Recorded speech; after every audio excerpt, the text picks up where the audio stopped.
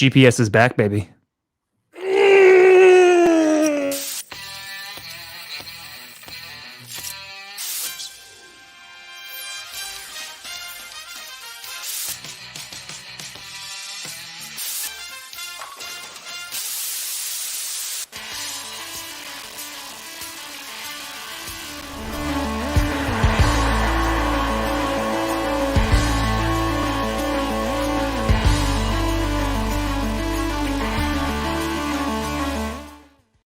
Oh, baby.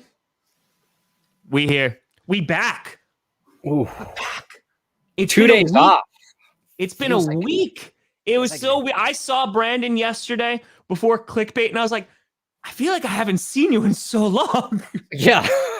Get used to chatting 4 times a week, and then none? The This none. don't feel right.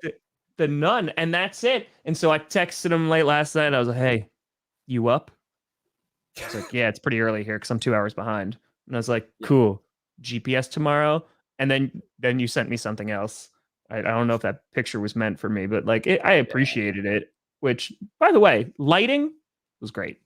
I've learned lighting can make some things appear to be much larger than they really are. That's it. But ladies and gentlemen, in this case, it was my butt. Yeah, that makes it simple. Yeah. We are here with another edition, a Friday edition of the Grossi Perna Show, otherwise known as GP.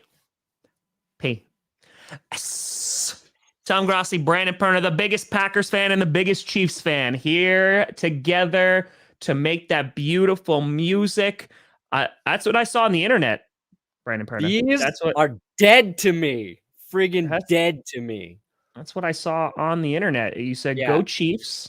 Yeah, and I did not RT any of those, by the way. I liked them to show support for the people who clipped them, but I'm like, I'm not going to RT these. No way. Yeah, you saw that wingspan? You see this wingspan? Listen, that's why wide receiver won. That's it. But the more important thing is that, I don't know, Brandon, like the evidence is kind of starting to build. You burned a replica of Mile High. You know, you're saying go Chiefs. You're donning the stickers. I mean, they're punishments, okay? They're punishments. Okay. I had to burn the stadium, which looks pretty good. I mean, that's pretty accurate fire there. Did you burn it where the seats actually were? Like where the seats actually got burned in the real thing? Here, like we didn't even play the video on clickbait yesterday because nobody gives a shit about my punishments. And it was hard. Like, okay, so I've needed to film this thing for a couple weeks, but we've been having very high wind here, which even in a safe area, you don't really want to have a fire when the wind's super high, especially we had a huge fire problem in Boulder a year ago. Tons of people lost their homes. Yep. So like keep that stuff in mind. And even yesterday it was super windy and it was really hard to burn this thing, like because the wind either put out the fire or made it flare up. And I'm in my backyard just spraying it with like lighter fluid.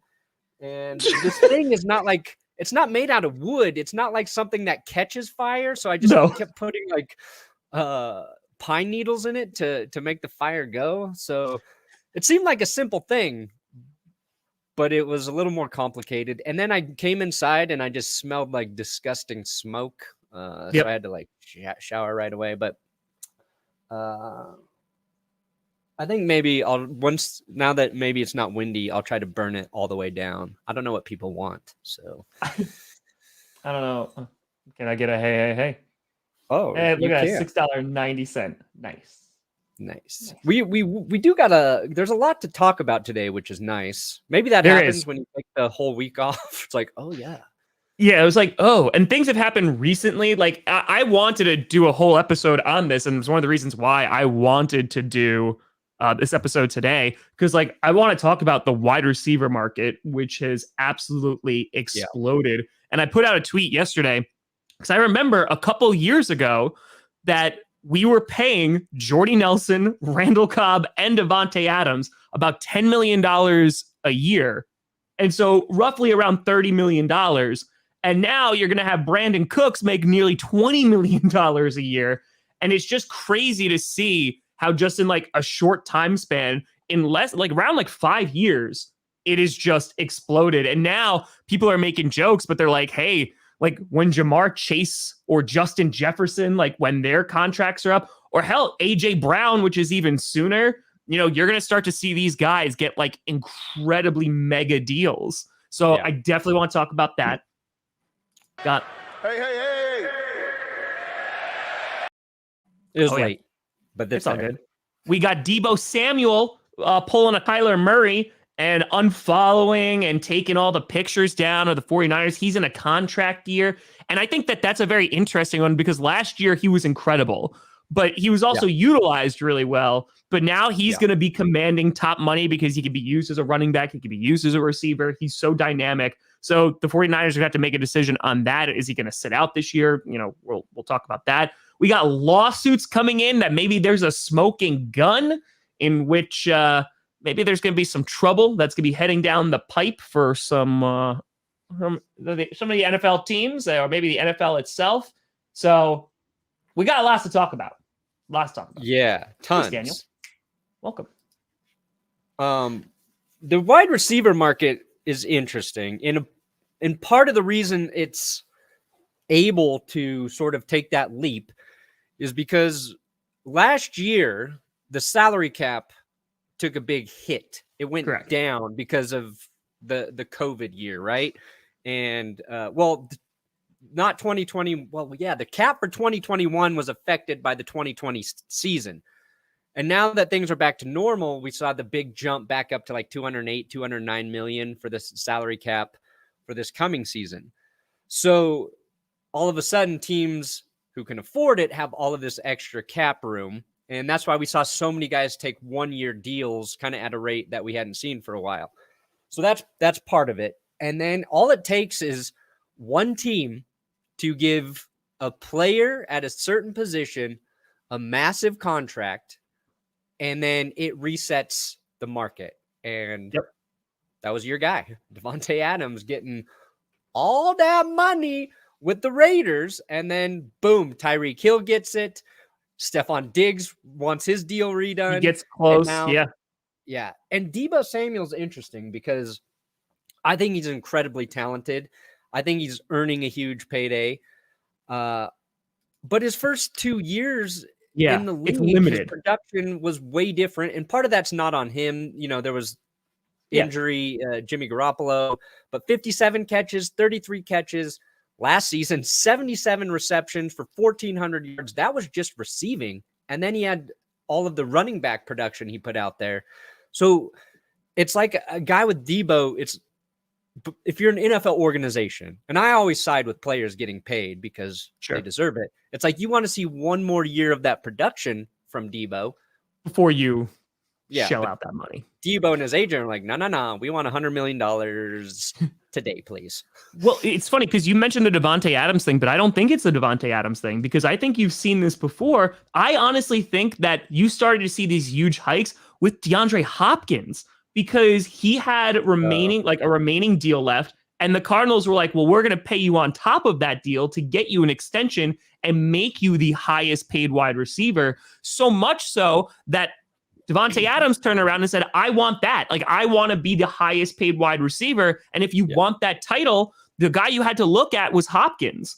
And so because of that, all right, so Davante Adams wants more than him. And now you're like, well, Tyreek Hill wants more than him. And Stefon Diggs wants around that number as well. And so you see it just go up and up and up and up. And so the issue was, I think, because between Hopkins and Davante Adams, you didn't really see like a superstar wide receiver who's young, putting up a ton of production, like their contract was up, right? Like there was like middle of the road guys or there was like good, players and stuff, but it wasn't like the top 5 wide receivers in the league.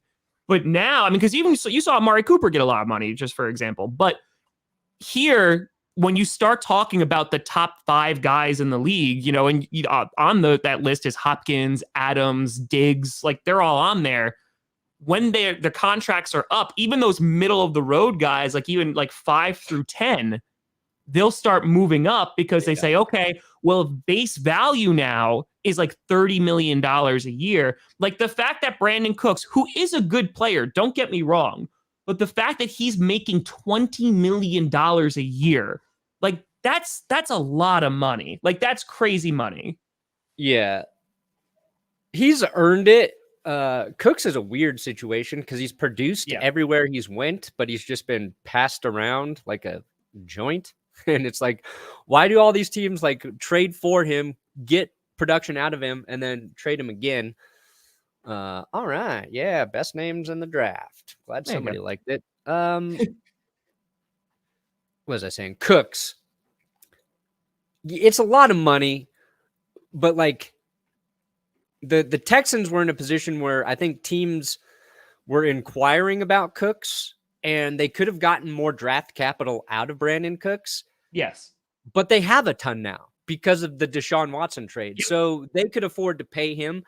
And you want a guy like that, especially with the young quarterback like Davis Mills. You need a savvy receiver. But in terms of comparing him to the other guys who got paid, he's kind of down on that list. So, like, I agree with you. It's a lot of money for a guy you're not really thinking to make that sort of money. And there's going to be more guys that are like, oh, he's getting $20 million a year now? Exactly. And the Broncos are in a crazy position because they signed Sutton and Tim Patrick mid-season to deals that are now they look like steals. They look amazing. Like Jerry Jeudy's going to be the guy who probably gets the next big contract. And then they're going to have to probably restructure maybe Cortland Sutton, and maybe a guy like Tim Patrick gets unhappy and wants out. Like, depends. But yeah, somebody asked, like, will teams be able to keep up with the salary cap and paying? Yeah, I think so, because there's going to be more money coming into the NFL. The TV deals are going to be bigger. And of course, you've got all gambling, of the sports betting. Like, the teams are going to be flush with cash. So you're just going to see guys get more money and the salary cap go up with it. But that's also the argument that I'm making for people, because a lot of people, when we were talking about what the Packers are doing and they're adding lots of void years, et cetera, they're like, well, it's okay because the salary cap is going to go up. But you see, the problem here is that as the salary cap goes up, you're going to see these teams, and a lot of it, like, they might not be good teams like the Texans or the Jaguars, who have all this money that they can throw at these like middle of the road or like above average wide receivers or whatever positions. And that creates the new foundation and the new standard. So yes, the salary cap's going to go up, but the players are going to make more money. So it still is like, oh, well, we can kick the can down the road 3 years. Well, no, because then when it comes up for Rashawn Gary, when he is going to be up, or Jair Alexander, even now, Xavier Howard getting that big extension from the Dolphins, like, Jair Alexander's agent's looking at that and be like, well, we're going to probably be the highest paid CB in the entire league. So, like, that's the issue, is that when you start to see the salary cap go up, those player salaries are going to go up. And for QBs and wide receivers, I mean, I don't know. Maybe I think it's one of two things. Either one, it's going to be a world where you have them kind of take that mentality of QBs of like, hey, the best time to win is like a rookie deal. So if we are going to draft a wide receiver really early that we think can have that kind of talent, like, we're going to try in those 4 years and then we're going to have to pay them lots of money. Or you're going to see the position start to eventually peter out in terms of like value, in which it's going to hit a ceiling and then it potentially might start to like decrease a little bit. That's an opportunity as well. I mean, look at the Eagles. Like, the Eagles, they made that trade with the Saints and everyone was very confused. And we didn't get to talk about this because I was away. But that is interesting because I think they said one of the reasons was they didn't want to have 3 fifth-year options that they were going to have to pay out in 1 year.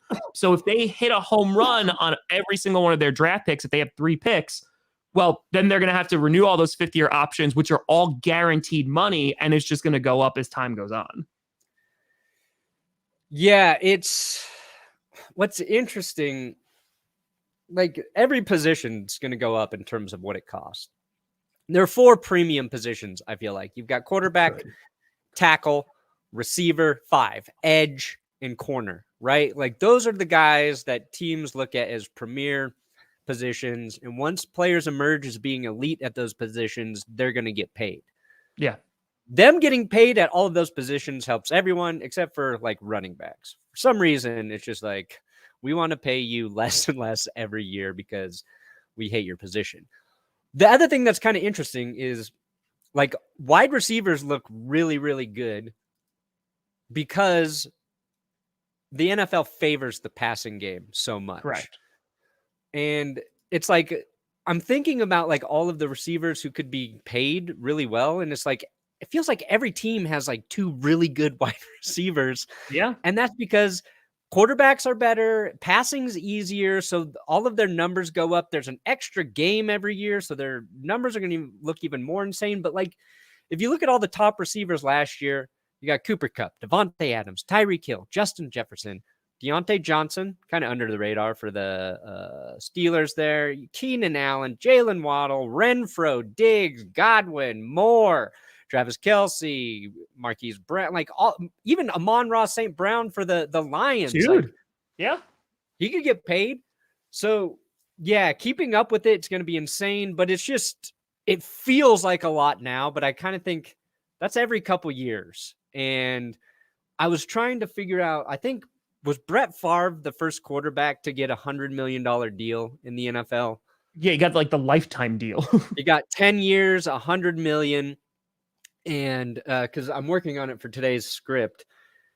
And I was like trying to figure out like when $100 million for a quarterback became sort of the standard. Yeah. Because now it's $100 million for wide receivers with like 70 or 80 million guaranteed in that range. But like, oh shit, what was I going to say? Well, it's like the Drew Bledsoe thing, right? Like I was talking about that a couple weeks ago. Like, right when Tom Brady was playing, like he made a crap ton of money, and people were like, "Wow, like this is the highest contract ever signed. Like that's insane." And yeah, what I was gonna say is, I was researching that, and I was starting to see articles for expect to see the first NFL quarterbacks getting $100 million per year by 2025. They're like projecting when quarterbacks were going to make $100 million a year. And I was just trying to find the first $100 million contract. So the whole point is the amount of money the NFL makes is just insane. So embrace it, because we're going to just see crazier and crazier contracts. I mean, you look at Patrick Mahomes, for example, right? Like when his deal came out, and yes, is he going to get paid all that money? No, like it's not going to happen. But it was basically a $500 million contract. Now, at the same time, there is language in these contracts that do make the numbers very inflated. Like a lot of these guys, the guaranteed number is probably the most important number, because then they're going to wind up restructuring, or they can cut them, or et cetera. So they could get like Devontae Adams, right? He went to the Raiders. He's only going to be able to play 2 or 3 years before they're going to have to restructure, or they're going to have to cut him. One, because he is getting older, and two, the amount of money that it's going to cost the Raiders is not going to be sustainable. And that's what you're starting to see a lot more of. And I feel like when we start getting into this class of quarterback, the Joe Burrows, the Lamar Jacksons, the Justin Herberts, right? And Jackson's going to come up sooner rather than later. You're going to start to see like they're going to be breaking records every single time they have a new contract, because when Lamar Jackson gets his contract, you know that Joe Burrow and Justin Herbert are going to be looking at that and be like, well, I'm going to make more money than that if they're able to still play at like a very high level. So we're going to start seeing, 2025 for 100 mil. I would not doubt that. Yeah, I think that might be a little soon for 100 mil a year, but basically when these contracts keep getting bigger, it keeps the NFL organizations honest. Like that is a big reason agents push for players, especially in the quarterback market, but players who might not, like when we saw Jared Goff and Carson Wentz get these huge contracts, everyone's like, what the hell? It's to keep the market going forward, because if you don't do that, NFL teams will take advantage of paying players less.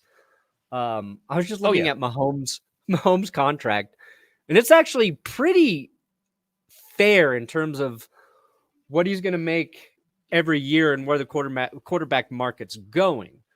But just if the Chiefs wanted to cut him this year, which they won't, this year he's got $130 million in dead cap if they were to cut him. So that's an example of, this is the year where they're kind of eating all the money they're saving on his contract. And it's not going to bite them in the ass, because he's not a contract year. He's still playing great. But that's like when other teams get into weird contract situations, it's when that perfect sort of timing arrives where, oh God, we should probably move on from this guy, but we can't because this is the year where the money's coming back to pay him. I mean, look at Carson Wentz. I mean, they're literally playing ping pong with who's going to be paying his contract, right? Because the Eagles, they were left with a ton of dead cap. Then he went to the Colts, and then you had like Washington take a whole bunch of his money. And I mean, you saw the same thing, not to bring up the past, but Brock Osweiler was the same deal, right? Like, so he got traded, right? It was the Texans to the Browns, and they were like, yeah, we'll take your draft picks and we'll take on all that money because it's not like we're paying anybody else because we were terrible at that point. So, like, there's going to be ways that teams are going to find to get around, but yeah, it's going to be crazy when you start to see like what the QB market is going to be, because that obviously is the most important position in all of football. So, when you start to see like elite guys, like if Joe Burrow is able to bring a Super Bowl, like, or at least even appear at another Super Bowl within the next couple of years, dude, his contract is going to be insane. Yeah. Like that man is going to make all the money. There will be $1 billion quarterback at some point. There will be. Oh yeah. In our lifetime, 100%. There will be $1 billion. Pappy, I hope it's true. Yeah, I don't know if Deebo's going to leave. I think he's just trying to get paid. Payday. The 49ers are pretty good about, I think, paying people that they value, and I'm sure they value him. I'm sure he's incredibly valuable to Kyle Shanahan. It feels like he's one of those offensive pieces that the 49ers probably look at as having a hard time replacing his production. So when you're a player in a system, and the 49ers are an offensive system, which is why they're going to be able to move on from Jimmy Garoppolo. Kittle is a cog there. You do not want to lose Kittle. Deebo, you do not want to lose. You got those two pieces, all the running backs, your other receivers, you can cycle through them. But I feel like the 49ers are going to figure out a way to pay him. And I saw Brett Coleman tweet, like, rookie contracts are so like set in stone in a disadvantage for players that the only leverage they feel like they have is by unfollowing their team on social media. Yeah, I saw that. Yep. So and I think that's a fair point. Well, because you have to think about it this way. Deebo Samuel is coming off his most productive year, right? And so he's looking at it, I need to basically cash out. So this is one of the reasons why I did not understand the narrative about Davante Adams, because it relates to him. With Davante Adams, he went above and beyond, completely outplayed and outperformed his contract. Like, it was a dream of a contract, the career that he went on to have with the Packers. Now, heading into this contract year, he could have sat out. He could have, threatened of hey, pay me this or else I'm not going to play, because you are risking injury. If Davante Adams got injured this season and he was out for an extended amount of time, he's not getting the payday that he got from the Raiders. He'd still make a lot of money, don't get me wrong. Yeah. But he's not getting that payday. Like, you look at OBJ, who, again, I think is going to make a good amount of money, but if he didn't get hurt, that guy's already signed with a massive deal. Yeah. So there is that risk. And with Deebo Samuel, he's like, listen, I came out, I played really, really well, I crushed it. So now, I want to basically have that insurance that I am going to get paid, because God forbid I wind up getting injured, or I don't even have as much of a productive year this season. That's the whole thing with contracts. Injury risk is so severe for guys that once they've performed, they have to capitalize on it. And luckily, Deebo's close to being able to do that in terms of his timing for his contract. Maybe a little early, but running backs, they get screwed the hardest, because even when they produce, once their rookie deal's up, they're like, we'll just draft another running back. Or you get paid like Zeke Elliott did, and everybody just craps on your organization for overpaying you. Like, it's a really, it's a lose-lose situation, unless you're Derrick Henry or Jonathan Taylor. He did not get the massive deal that I thought he was going to get. Honestly, for Henry, it was a bargain for what they paid for him, considering his output last season and how good he was. And he still led the NFL for months after he got injured. Yeah. Like he's what makes that team really, really good. Yeah. So I am curious when the Titans, like when AJ Brown, like when they're going to have to pay him because he is a very, very good wide receiver. I'm very curious if it's going to be the Titans who are going to pay him. They should. Like, I think know they should AJ too. Brown, DK Metcalf, like all of these guys are kind of popping up. Tennessee, if they don't value AJ Brown, they deserve to not be in the playoffs. Like, I mean, I'm saying it as like if you look at who's more pivotal to the offense. I mean, I think it's Henry because their entire offense kind of centers around him. But at the same time, like AJ Brown, when he is healthy, is a difference maker, and he absolutely is a stud. He'll be able to produce longer than Henry, just 100%. based on his position. Depends on the QB a little bit too, but yeah, we'll see what happens with the QB there. But yeah, wide receiver market be crazy, but we definitely want to talk about that kind of. Because the other big thing are these lawsuits.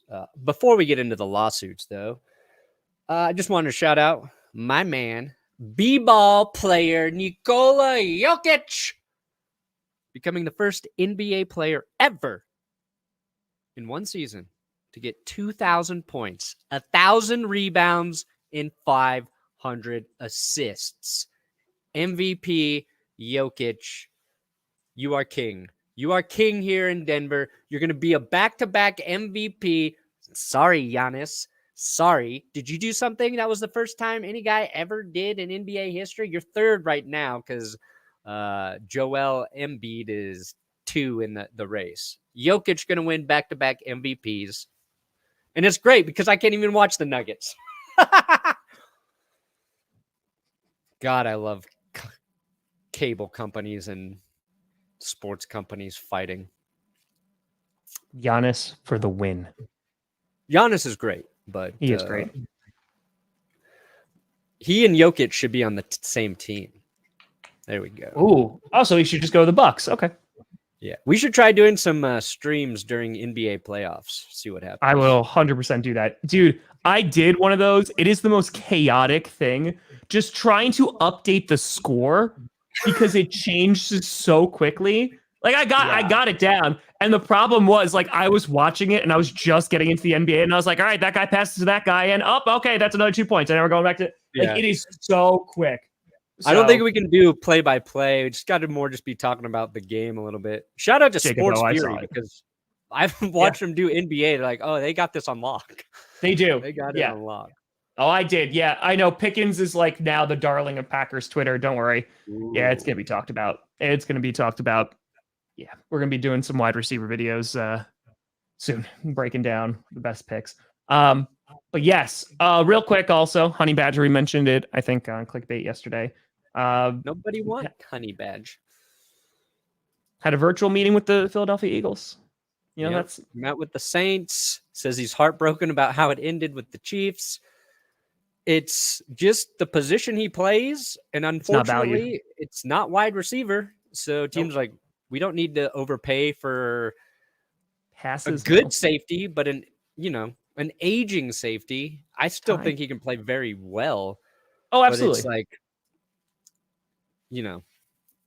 the Broncos just re-signed Kareem Jackson, and I think for about it's like $5 million, up to $5 million.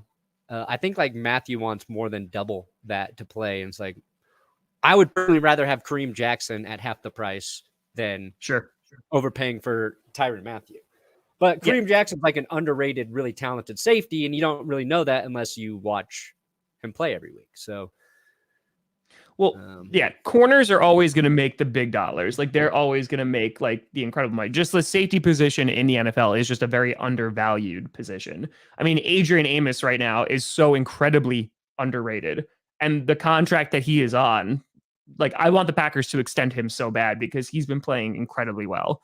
But yeah, I mean the guy that I can see, like you look like a Micah Hyde, right? Because he was like that hybrid guy for a while, but like he should have been playing in safety. And like he had a ton of success in Buffalo, so and it's just Tyrann Mathieu only often in like the top 10. I'm saying like you don't see like safeties go very often in the top 10. Oh and no. get like those mega deals just because they're like, no, like we'll take the corners, we'll take sometimes the Yeah. wide receivers, the quarterbacks, obviously, like the edge rushers, like those are like the big positions that are usually going in the top 10. Yeah. And Tyron's only 29, but he's been in the NFL for 9 years. Like, Yeah. and 30 is the number when you start to look at defensive backs differently in terms of what you're going to pay them. And it's like, it's an arbitrary thing. Every case is different, but the NFL sees 30 and they're like, well, is that guy going to be able to hang with the tight ends and or receivers or whoever they're going to have to cover? So, Well, you know what's really interesting is because 30 was also when you started to look at like wide receivers and like them be like, okay, like maybe it started, running backs, it's a whole different story. But like in terms of wide receivers, like, okay, 30, back end of the career, etc. What I find super interesting is you have guys like Aaron Rodgers and unfortunately Tom Brady, right? In which they're playing incredibly well into their 40s at that position. And I'm curious if you're going to start to see like the longevity of certain QBs like just be extended. And yeah. if as like, new medical technologies coming out, et cetera, like they just gave a crap ton of money to Devontae Adams, right? Like, and he's getting up there. So I'm just curious to see as players continue to take care of their body and do that. And there's always going to be guys who like fizzle out or, if they're running backs, like you're not going to see running backs who are super old usually. But yeah, I'm curious to see how like the market is going to adjust for that because Aaron Rodgers, right, who a lot of people would look at and be like, oh, it's end of the career, because you saw it happen. You saw it with Manning, you saw it with Favre, right? You saw it with Roethlisberger. Like they look like a shell of their former selves. And you see guys like Rodgers and Brady who look even better, right? And are just getting better. And both of them were competing for an MVP last season. Yeah, it's the QB position. It's been basically concluded that their lifespan is now 40, right? Yeah. Used to be like 31, 32 was the prime. And, you got just a couple years after that, they're going to retire at like 35, 36. Brady pushed that. Even Manning, though, like he was playing very well until that final season when he was 39, 40. Breeze was playing really well. And then his last 2 seasons, his body kept getting banged up. Yeah. So Rodgers, there's no drop off, but this season that could change. Like if he gets injured, like if it's a rib, a shoulder, like any of those things, that could basically set off a chain reaction of his body not being able to hold up. You just don't know. And at that point in your career, it's about mitigating hits and something Brady did very well. Even Manning did it really well. We thought there was also a narrative with quarterbacks, like the drop off is severe, and it's still kind of true. And it's just Brady kind of defying that. But is it Brady's genetics? Or is it the way he's prepared his body? Because if it's the way he's treated and prepared his body, then yes, more guys can extend how long they play. Sure. It's probably a combination of both. But yeah, he's also like incredibly strict about his body too. Like he is Roethlisberger was not. Roethlisberger's like, I don't care. Like, give me the Taco Bell and the beer. It's time. Yes, 1,000,000%. Well, I think that there's 100% something to be said about that. And you also look at them too. Brady was never a mobile guy. Rodgers used to be a lot more, and he still runs it in. And he scored a few on the ground, but that's not going to be his first option. You do see a guy like a Lamar Jackson or maybe even a Russell Wilson. Like I am very curious about Russell Wilson. Like how is he going to develop as a player? Because when he got signed, I remember you said we could have this guy for 10 years. Like we could have him for a long, long time. It's going to be a matter of how is he going to adjust, become more of that pocket like passer, and like you said, just mitigate injury. Yeah. And Wilson's a guy who spends over $1 million a year on his body. Like, yeah. So he's a guy who's as disciplined as Tom is in terms of what he's putting into his body. He wants, like, Wilson's weird because he's known so much for being a play extender. And it's because he was insanely good at it. But he's the type of player who wants to be a pocket passer first and then use his athletic skills when plays break down. So how he kind of adjusts and adapts and how him and Hackett put their offense together, will be interesting. As long as there's a good mix of, and I think Aaron Rodgers is the blueprint where most of the time it's getting rid of the ball quickly, right? Like Aaron Rodgers does that really well. And then when he needs to, he extends those plays and makes the big ones, but it's not every play. It's not like Mahomes, Josh Allen, Lamar Jackson. You see them extending plays more so than, methodically going through it quickly. Yeah. But that's because they can. And I think all those guys are talented enough to adjust. But what's this? Take that back. I hope Russ stubs. Oh, he's not going to stub his toe. He's going to cook. He's going to cook meth better than Breaking Bad. All right. Let's get into the main course here and talk about these lawsuits that are swirling.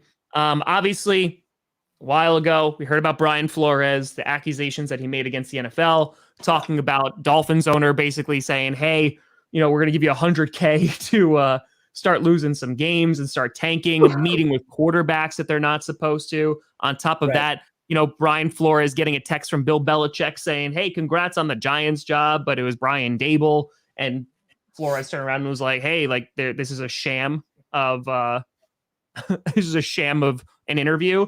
And now you start to see some smoking guns, right, Brandon Perna? Oh, yeah. The guns be a smoking.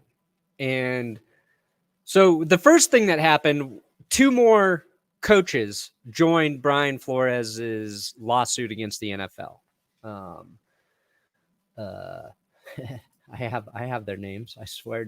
Steve Wilkes and damn it. Hold on. Steve Wilkes and Ray Horton. Nailed it. Ray Horton, they joined the lawsuit. So like, okay, now there's more coaches joining Flores and saying they experienced the same thing.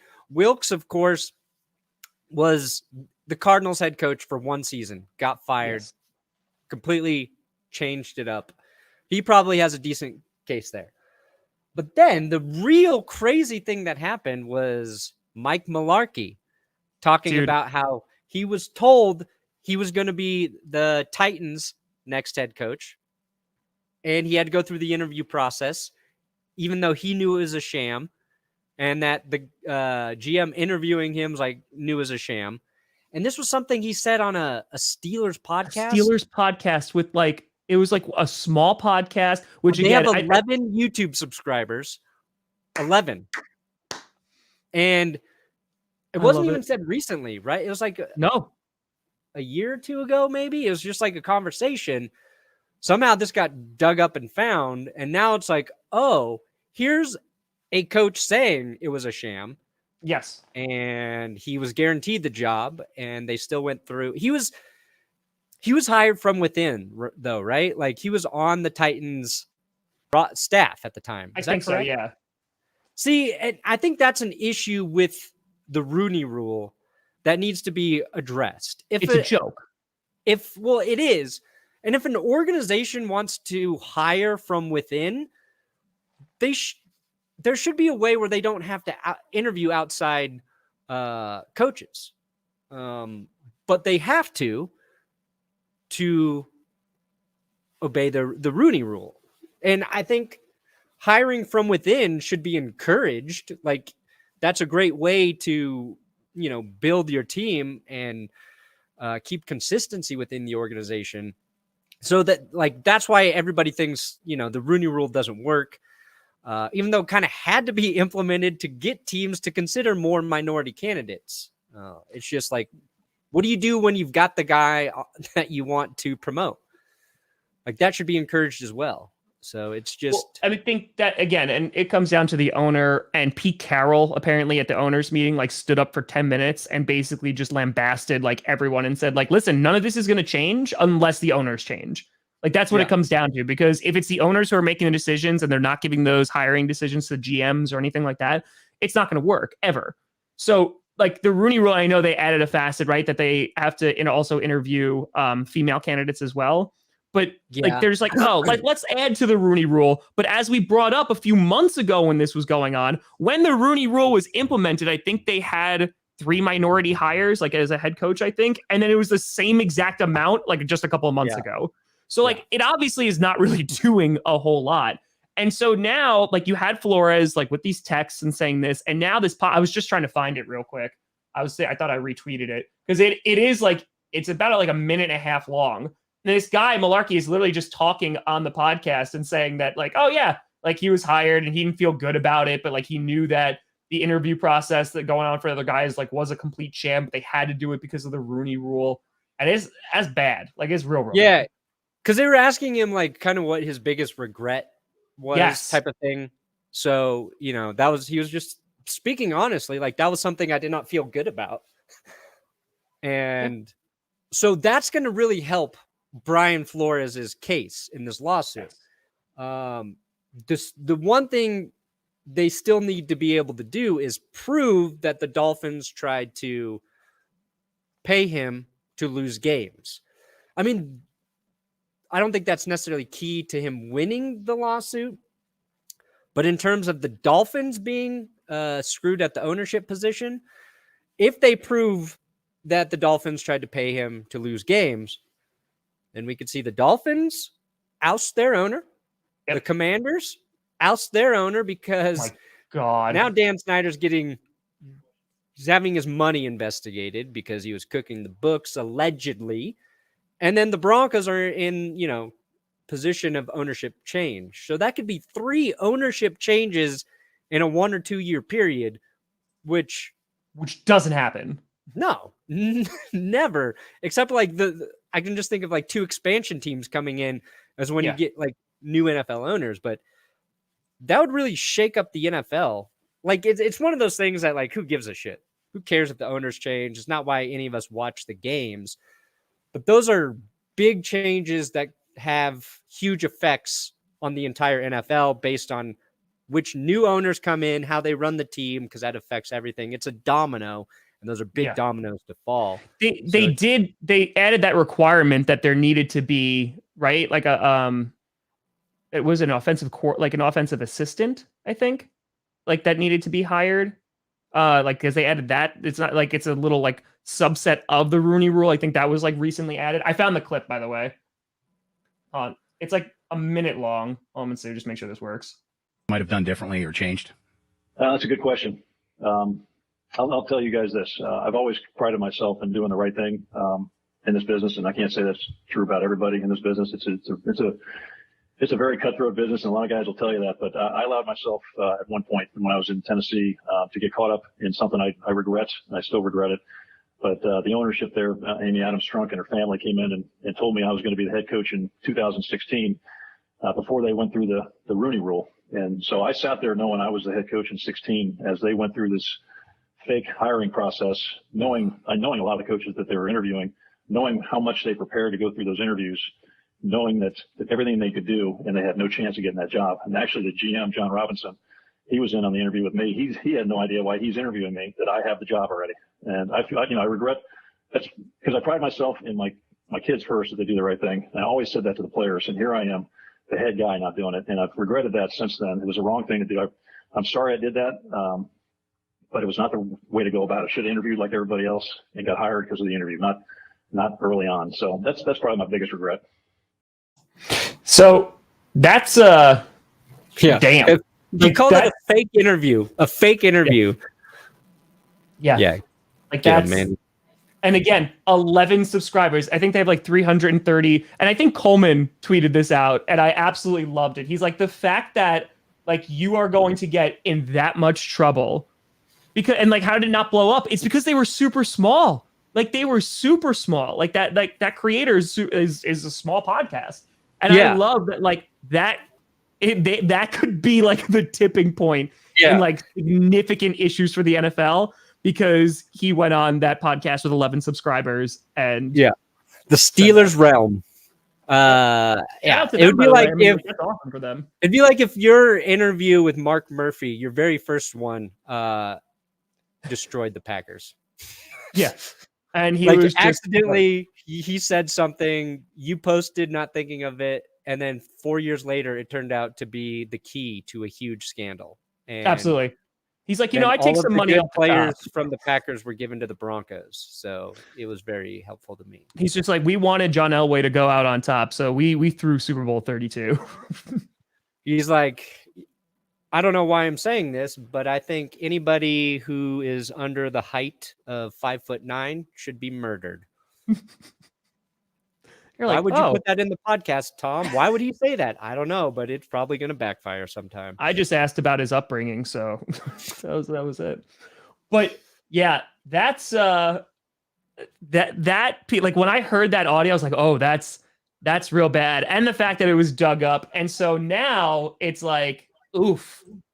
Like that, like he's now brought into this. The Titans are now brought into this. And like you said, there's 3 organizations that you're looking at that could have significant changes. Because as I have said, as Brandon has said, time and time and time again, Roger Goodell, the owners love him because they basically throw Roger Goodell out there, especially like 4 times a year for his press conferences. They throw him there on draft day. Everybody hates him. They always boo him, and he sucks, right? But the owners are the ones who are actually doing everything. They're the ones who are controlling the league. When it comes down to hiring, it's coming down to the owners. When it comes down to these team decisions, it comes down to the owners. The rules. Why do we have this stupid ass taunting thing that's now getting enforced? Because of the owners. Like all of the substantial changes that are happening in the NFL comes down to the people who own the team.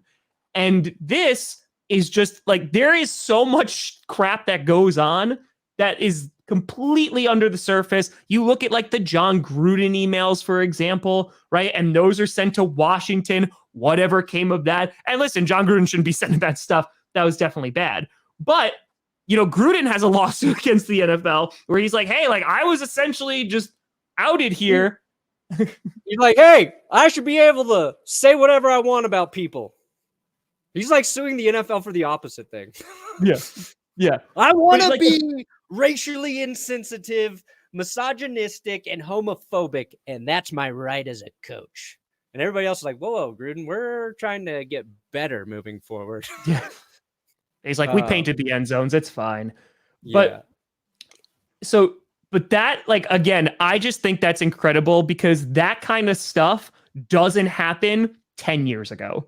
And what I mean by that in terms of like content creators, like if there's anything, it's like the fact that you can have like someone, whether it's a player, whether it's, a former coach, what have you, on a podcast that is very, very small. And it could turn out that is going to be used as a main piece of evidence in litigation that could change the landscape of the NFL. Yeah. And I'm sure like with this piece of evidence, Malarkey saying it, I think the next thing that happens is that another handful of coaches back it up. And what's interesting about like Brian Flores, Wilkes, those are the guys on the side of the lawsuit that have felt like they've been unfairly treated in the hiring process. Malarkey's on the other side of that is the guy who got the job saying the process is unfair.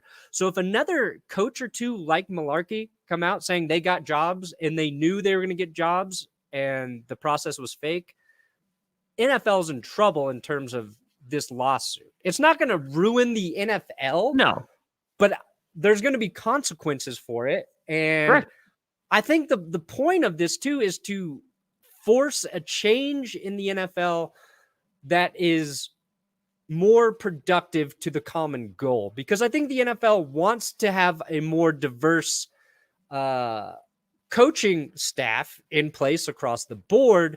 They're just not doing it the right way. And it's taking coaches saying this is not working to force the NFL to reevaluate how they do that. How they do it, I don't know. I don't think anybody has a good answer for that, but it's going to force the owners to look at this a little more seriously, because this is going to affect the only thing that will get them to change shit, and that's their bottom line.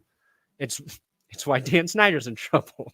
Mm-hmm. So they're like, listen, you can do the most unspeakable, god-awful things. Your stadium can be an absolute piece of garbage in which fans are getting rained on with feces. They're falling on Jalen Hurts.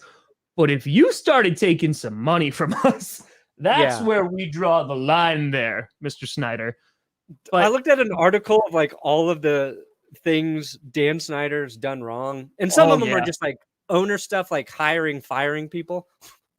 But the list is so long of every mistake that he's made. It's like cheerleader stuff. How does he like have the team still? Like that is what is sad. Like that is very, very sad. And people have talked about that. I think we mentioned that on Clickbait, that it's like, hey, like all these things can happen to like these women and nothing happens, right? But he takes money. Whoa, then hold on now. Like that's where we're gonna draw the line.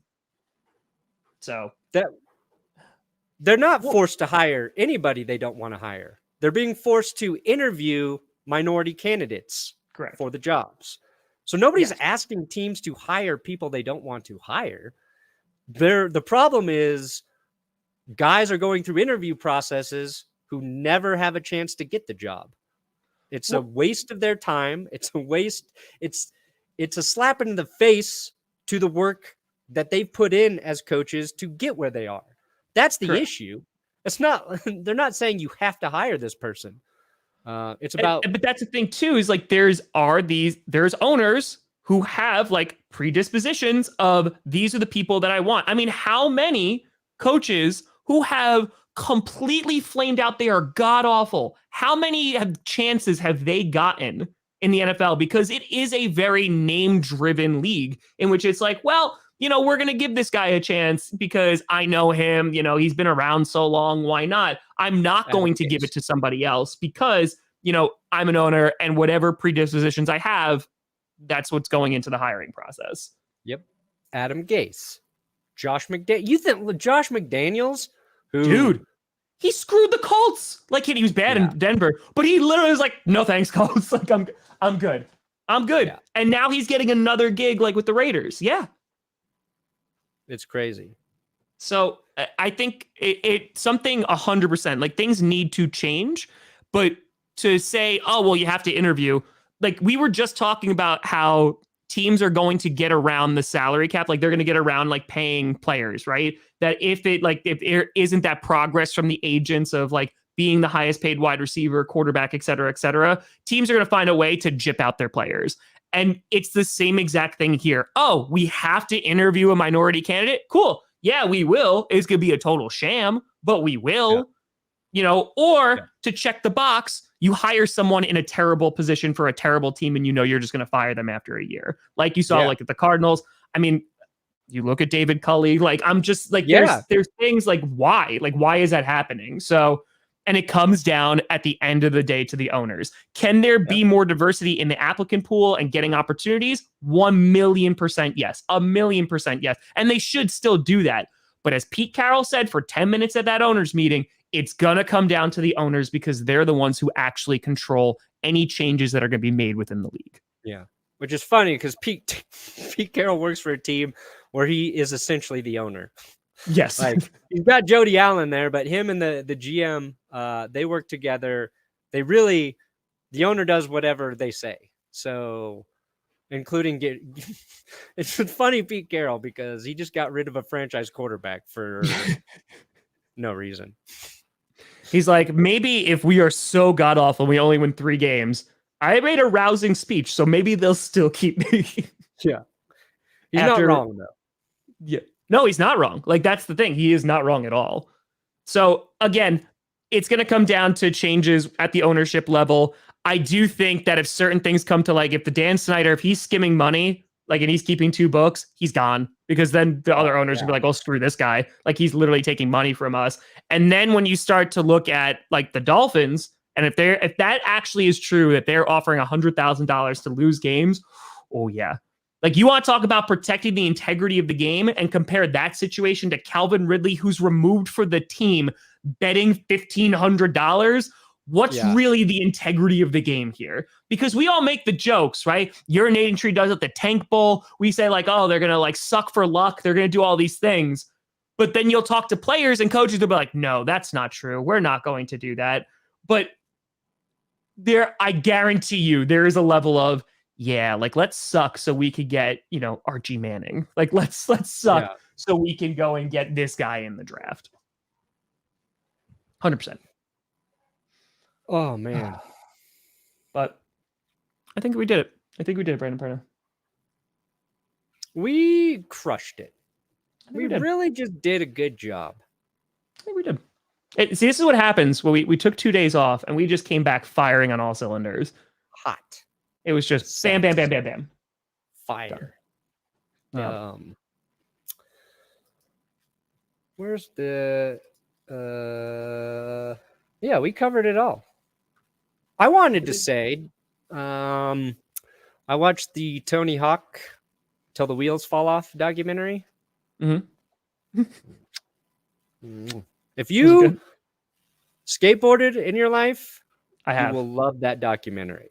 It honestly, it reminded me of Tom Brady, actually, because Tony Hawk turned into one of the best skateboarders of all time, right? Sure. First part of the documentary, though, it's talking about how, like, he was this scrawny kid, sucked, was just not very good at skateboarding, didn't have, like, the strength or power to do the tricks, but just through sheer, like, dedication and will, like, was forced to work harder than other people and master certain skills. And I've always thought that about Brady, like, and we've talked about it, that his lack of athletic skill set, he has an athletic skill set, but his lack of... he says that. He's like, there's guys who are so much more athletic and more talented than I am. I made it up with hard work. Yeah, and that is paying off now. And yeah, the Bones Brigade documentary, I've seen that. This one was cool though. Like, it just, for me, it was like so like nostalgic, like talking about all these guys. And then they get to Tony Hawk doing like the 900. The 900. I probably haven't watched since I watched it live. Yeah. And when he finally landed it, like, I was watching it in bed, I go like this. I was like, yes, like, I did that. And I was like, oh my God, you knew he was going to do it. But watching him go over and over and over again, and dialing into the trick, it's another sport where also the consequences these guys face. Oh yeah. The shit, like, the stuff Tony Hawk's put his body through, and they had Lance Mountain on there, and they're like paying for it later. And while I'm watching it, I was like, I think I missed my calling. I should have just stuck with skateboarding. Like, for me, it's an immediate like release. Like, it's a physical thing. You're like, doing YouTube's great, but sometimes like having to think through things, and like, I don't like doing that. Skateboarding, you're just trying it over and over again until you figure it out. It's like, man, I was good at it. I should have just stuck with it. And then seeing like Tony Hawk talk about like how many concussions he's probably had. He gets knocked out doing a trick during the documentary. I'm like, oh yeah, no, I like the idea of that stuff. Yeah. No way could I put my body through that. And it's the same thing with football players. Like, we know the sacrifice they make for their bodies, and it's why they deserve like a lot of the money they're making. But anyway, you skateboarded, watch that. I think you'll dig it. Well, I mean, like, again, because I've seen that too. Like, that's been mentioned a lot about like Kobe Bryant, right? Is that like, he's like, oh, I wasn't the tallest guy. Like, I wasn't the most athletic, but I was so insanely obsessed with it. And I was just like, I'm going to outwork everybody. And, you know, there's faults 100%. But what I'm saying in terms of like that mentality of like, I'm going to be obsessive about it because there's no other option. Because some of the stuff, unless you have the genes in which it's like, oh, like, I can, you know, go be a football player and I don't really have to put a ton of work into it. Like, I don't have to put a ton of work, like effort into it, just because like, hey, I can do significantly less and still be successful. I don't know. Like, that is very, it's like inspirational. And it like makes you think of like, yeah, like you could go do it. It's like the thing there. This is why I truly like respect anybody who takes the time to become the top of what they do. Sure. Is because they're going to sacrifice a lot of other things most people aren't willing to sacrifice. And it's usually the relationships in their lives. There's a big part of living that they miss out on because this is the only thing they're doing. This is what they're putting all their energy into. Yep. And you have to do that if you want to succeed sometimes. You can find balance. Like, to me, that's what like life is about. Finding the balance of doing the things you really love and still maintaining all the other things you enjoy. But it's like, I'm watching that and it's like, to me, thinking about like how you get better doing YouTube. It's like, I don't know if I will ever be able to put in the work. Like, I will work really hard, but not at the expense of being a good dad or a husband or these things at this time. So you watch it and you're like enamored. You're like, God, I want that. And you're like, man, but what do you have to sacrifice? It's just so impressive. And we get caught up in just like, I don't know, writing off how good players are. And we sometimes just fail to remember like all the work they put into it. And it's watching those stories about it. It's just a good reminder of, you know, what it takes to get there.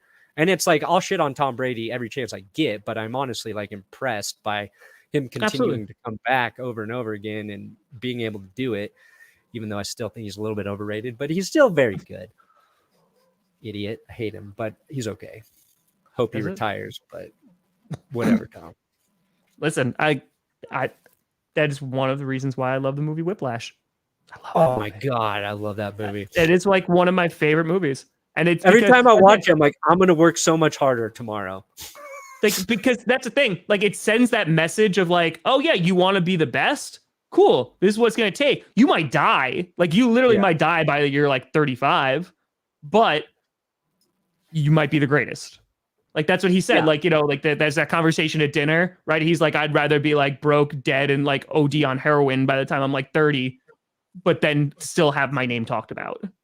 Yeah. No, it's anyway. I like the documentary, but that's how we close out the show. Greatness. I love it. Sacrifice everything and you can become great. Let's do it. Perna, what do you got coming out? A news episode. Oh, gonna talk more. We're at the part of the season where what we talk about here is what's going into my episode. Got it. I don't know if there's anything different, although the episode I did yesterday about Russell Wilson changing how QBs are evaluated, that's the one you should check out. Holy crap, Trevor dropping a $99 dono. Wow. It's Bears fan, so yeah.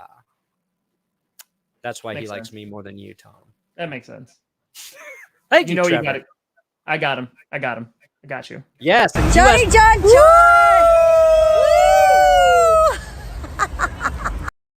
Sorry. We got Johnny John. USFL next week. What do you got, Tom? I am going to be releasing another clip from the Mark Murphy interview, which is all about Jordan Love. So kind of a little highlight into there. And I'm looking to release the entirety of the Mark Murphy interview, which I think it was the best one I've ever done. We talked about a lot of stuff. We talked about the changing mentality of the salary cap and the Packers kind of going all in. If Lambeau is still an advantage anymore, you know, considering you having warm weather teams come in. Yeah, there gonna be lots of stuff. So it's good. Tight. It's good. Well, we'll probably be and back of course Monday, huh? Q&A. Yeah, Monday. Oh yeah, you got Q&A Friday night. Monday. So, but folks, thank you so much for watching. I'm Tom Grossi. That's Brandon Perna. This is GPS, and you have been navigated. And you've reached your sexination.